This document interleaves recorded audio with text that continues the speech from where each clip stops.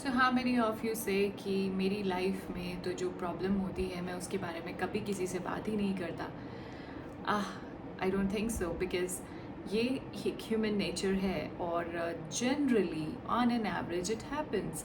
जब भी लाइफ में कोई प्रॉब्लम्स आती हैं, कभी इसको बताया कभी उसको बताया, ये प्रॉब्लम आ गई, ये दिक्कत आ गई, मैं तो बड़ा परेशान हूँ। You know what, how does this happens and कैसे ये आपको इफ़ेक्ट करता है और क्या करना चाहिए, क्यों ये प्रॉब्लम्स आती हैं, चलिए इसकी बात करते हैं थ्रू माई स्टोरी।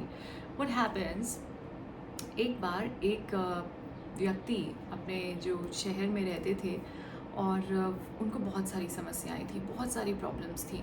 तो वो कभी किसी को बताते थे जाके, कभी किसी को बताते थे, किसी फ्रेंड को पकड़ते थे। फाइनली लोगों ने उनसे थोड़ा सा पीछा छुड़ाना शुरू कर दिया कि यार जब भी आता है प्रॉब्लम ही प्रॉब्लम करता रहता है। तो वो लोग उनसे थोड़ा सा दूर रहने लगे। अब वो इस बात से भी परेशान थे कि कोई मेरी बात ही नहीं सुनता। एक दिन उस शहर में कोई सेंट आए, कोई महात्मा आए और उसके साथ उनके 16 ऊँट भी थे। तो अब ये व्यक्ति उन महात्मा के पास गए और बोला कि महात्मा जी, मैं बहुत परेशान हूँ और सबसे बुरी बात तो ये है कि यहाँ पे इस शहर में लोग भी बहुत बेकार हैं, कोई मेरी बात ही नहीं सुनता, कोई मेरी प्रॉब्लम परेशानी नहीं सुनता। तो महात्मा जी ने कहा ठीक है, तो मैं इसका सॉल्यूशन मैं कल दूंगा। आज तुम ये करो, आज तो मैं अभी रिलैक्स कर रहा हूँ, रेस्ट कर रहा हूँ, अभी दूसरे शहर से आया हूँ, तो रात को तुम मेरे ऊँटों की देखभाल कर लेना, क्योंकि उनको देखने वाला जो है वो बीमार पड़ गया और वो आज छुट्टी पे चला गया। तो तुम मेरे ऊँटों को देख लोगे? तो उसने कहा ठीक है, मैं देख लूँगा, पर उन्होंने कहा एक शर्त है, जब तक सारे ऊँट ना बैठ जाएं तब तक तुम मत सोना। तो उसने कहा ठीक है। अब रात हुई, उसने देख रेख स्टार्ट की। तो क्या हुआ कि एक ऊँट जैसे ही बैठता, दूसरा वाला उधर से खड़ा हो जाता, उसको बिठाता तो इधर से कोई खड़ा हो जाता, तो यही चलता रहा। अब मॉर्निंग हुई, वो गया जब महात्मा जी के पास ऊँघता हुआ, यॉइंग करता हुआ, और बोला कि आपने तो मेरी प्रॉब्लम बढ़ा दी, रात को इतनी दिक्कत हुई है, मैं सो ही नहीं पाया।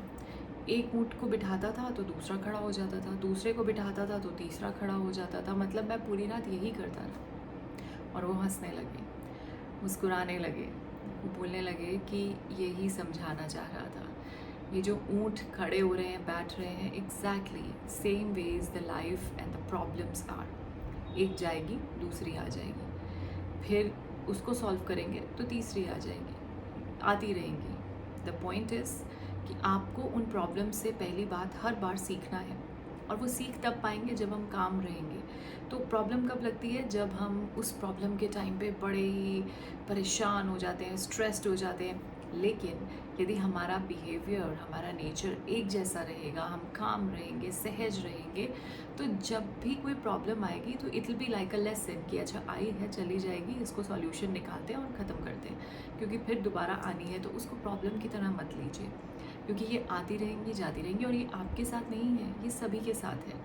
अब प्रॉब्लम यहाँ पे ये है कि आप अपनी प्रॉब्लम्स को बहुत बड़ा समझ के दूसरों को बताने चल पड़ते हैं, लेकिन ये तो आपको पता ही नहीं कि उनके पास भी वही सब चीज़ें हैं। तो इसीलिए instead of telling each other your problems, उनको शेयर मत कीजिए ऐसे कि मेरी ये बड़ी दिक्कत है, मेरी ये बड़ी परेशानी है। आपके लाइफ में जो भी टफ टाइम आया उसको सॉल्यूशन निकालिए, उससे लेसन सीखिए, और जो दूसरे लोग हैं समझिए उनकी भी कि उनकी लाइफ में भी सेम ही प्रॉब्लम्स चल रही हैं। लेकिन आप यदि अपनी लाइफ की प्रॉब्लम्स को सहजता से, कामनेस से हैंडल करेंगे, so every time will be same. Otherwise sometimes it's very tough and sometimes you are happy. So जब हैप्पीनेस भी होगी तो आप इस चीज़ से परेशान रहेंगे कि कहीं कुछ टफ टाइम नहीं आ जाए। तो इसीलिए tough times are always there, problems are always there, problems are the part of our lives, right? सभी की लाइफ में सेम थिंग है। तो ये मत सोचिए कि पता नहीं मेरी परेशानी सबसे बड़ी है, ठीक है? So start learning from your problems and stop telling, because ultimately they will multiply.